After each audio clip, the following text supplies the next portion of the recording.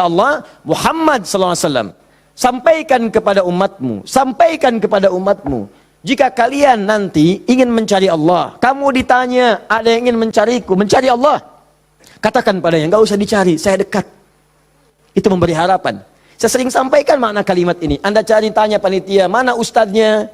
Dijawab, ustadznya belum ada berita. Dengan yang kedua, jangan khawatir Pak, sudah dekat. Mana yang paling menenangkan? Sudah dekat. Sudah dekat. Nah, ketika ada yang bertanya pada Muhammad, saya ingin mendekat kepada Allah. Jawab, usah repot, Allah dekat. Silahkan kau mendekat kepada Allah, dan Allah akan dekat dengan kita, silahkan. Psikologis memberikan harapan. Dan umumnya, orang yang mendekat kepada Allah, umumnya itu punya dua kepentingan. Kalau bukan bertobat dari maksiat, yang kedua punya permohonan ingin disampaikan. Makanya sebelum diungkapkan itu, dijawab oleh Allah. Saya tahu, paling hambaku kalau mau datang, mau minta. Silahkan cek. Besok mau ujian, malam tahajud. Padahal kemarin enggak. Ya. Besok lamar pekerjaan, malamnya istighfar. Kemarin kemana aja, John? Ya. Selalu seperti itu. Minta.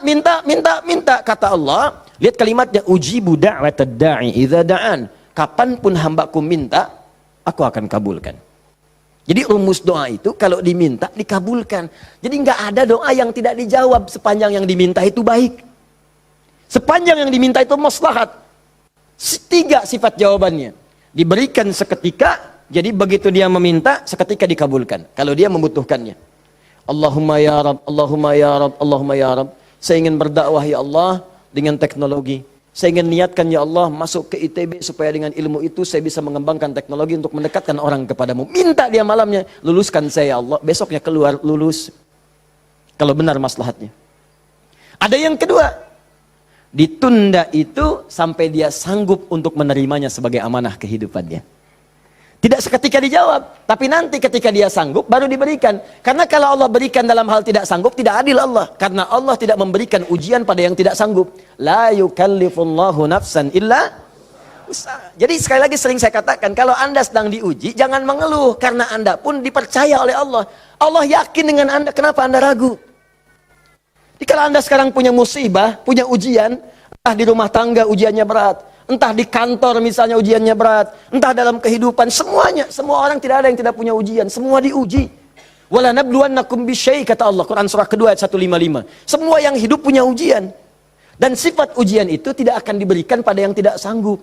La yukallifullahu nafsan illa wus'aha. Kalau kamu nggak sanggup, saya nggak akan berikan, kata Allah. Jadi kalau ibu sedang punya ujian di rumah tangga, jangan mengeluh, Bu, seberat apapun, karena ibu itu sanggup. Allah percaya pada ibu, kenapa ibu nggak yakin?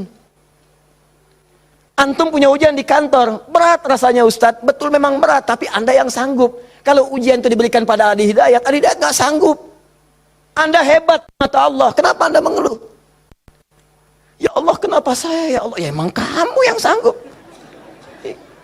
Why me? Why not? Iya. Jadi semuanya itu ada ukurannya, nggak usah khawatir itu dengan itu semua. Ada takarannya. Ya, dan Allah itu punya sifat keadilan yang sangat luar biasa. Rizki adil, semua diberikan. Kadang-kadang itu nalar belum sanggup menalarnya. Yakin dulu iman, begitu iman hikmah datang. Kan dulu pernah saya sampaikan untuk analogi sederhana tentang cicak dan nyamuk. Masih ingat? Coba cicak, bagaimana beraktivitasnya? Merayap di mana? Dinding. Makanannya apa? Yang paling utama nyamuk. Nyamuk apa aktivitasnya? Terbang. Nyamuknya punya sayap, cicaknya tidak. Kan pernah saya sampaikan, kalau nyamuknya punya akal dan jenius, cicak jadi mainan. Cicak di dinding, dia dekat lampu. Cicak, ayo sini kalau berani. Alhamdulillah, hewan tidak diberi akal. Tapi bukan itu yang mau saya sampaikan. Keadilan Allah menjadikan cicak tetap mendapatkan makanan. Orang tua kita nggak punya banyak dalil. Cuman fitrahnya memberikan kepada kita gambaran-gambaran kehidupan. Dikatakan oleh mereka, cicak diam-diam. Bayangkan, yang Allah tuntut cak, merayap. Rayap aja. Mau diam-diam, mau biasa. Dicontohkan, diam-diam aja merayap. Diam-diam merayap. Teruskan, datang seekor nyamuk. Ketika cicak merayap, datang seekor nyamuk. Bukan cicak yang mendatangi nyamuk, nyamuk yang mendatangi cicak.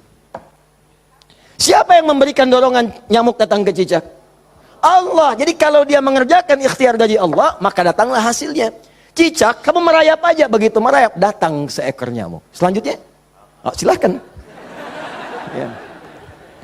Tangkap, selesai. Itu poin yang pertama. Jadi saya ingin berikan gambaran dalam kehidupan ada unsur keadilan yang diberikan oleh Allah Subhanahu wa taala. Jadi yang pertama tadi langsung diberikan, yang kedua ditunda dia saat sanggup menerimanya. Kalau nggak sanggup, nggak akan dikasih. Anda punya anak 5 tahun, ya, pengen minta hadiah pada Anda.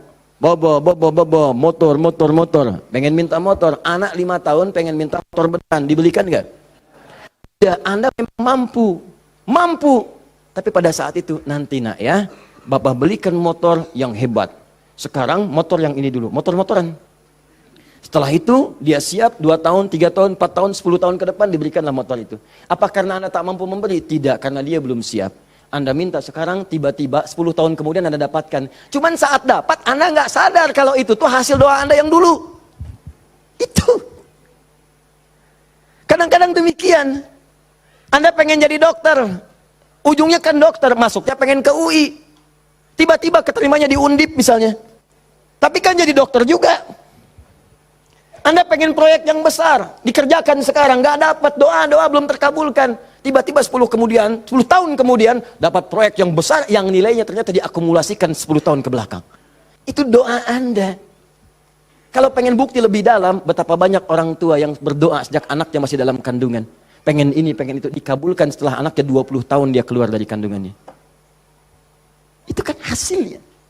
Makanya ketika anak sukses, kata Al-Quran surah ke-46 ayat ke-15, ada isyarat di sana. Kalau Anda sukses, jangan menilai dulu kesuksesan itu adalah hak Anda, kewajiban Anda, atau atas jasa Anda. Barangkali Anda cuma 30%, 70%-nya ibu yang dulu pernah menangis di keheningan malam.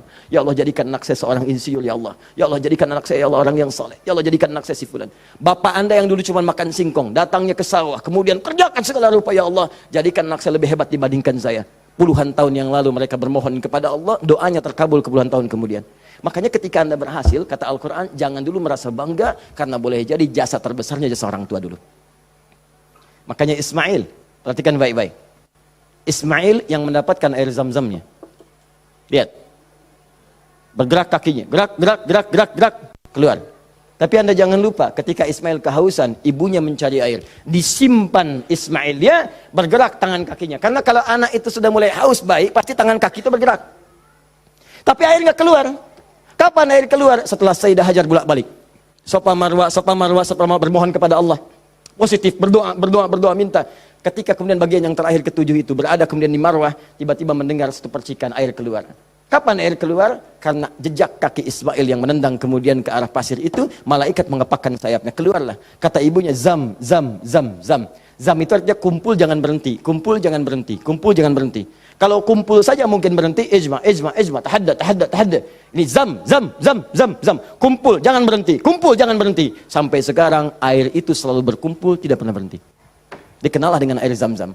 Orang kebanyakan cuma minum zam-zamnya, tapi tidak pernah mendalami kisahnya. Di situ ada bakti orang tua, di situ ada sayang kepada ibu, di situ ada cinta kepada orang tua, dan sangat luar biasa.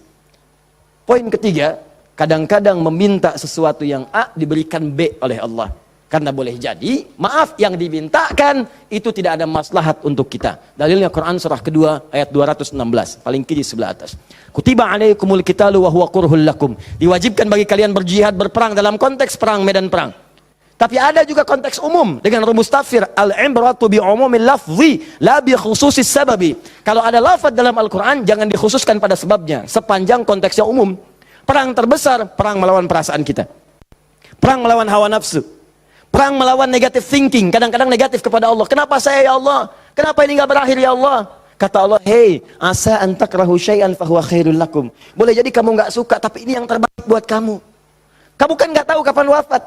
Bukankah kalau saya belum kabulkan kamu rajin tahajud? Kamu rajin puasa? Kamu rajin baca Al-Quran? Kamu kemana aja selama ini? Mau wafat masih sibuk dunia. Saya pengen yang terbaik untukmu sampai pulang ke akhirat. Dipaksa untuk mendapatkan itu. Kadang-kadang kamu pengen yang ini dunia, ini nggak bagus. Kamu pengen direktur, kamu maksiat banyak nanti di sana. Cukup level manager saja. Wa asa an tuhibbu syai'an fa huwa syarrul lakum. Kadang-kadang yang ideal yang dipengenkan itu enggak bagus kata Allah. Kenapa? Wallahu ya'lamu wa antum la ta'lamun. Karena Allah tahu masa depan engkau tidak. Anda punya anak 5 tahun sakit, dia kata dokter jangan makan apel. Jeruk boleh enggak, Dok? Boleh. Maka anak itu merengek, mama, mama, pengen apel, pengen apel. Kata mama, jangan nak, gak bagus. Apel, apel, dibelikanlah jeruk. Ini kan jeruk mama, bukan nak, ini jeruk rasa apel. Paham? Nah, jadi ini yang pertama, sifat doa itu kalau diminta pasti dikabulkan. Tapi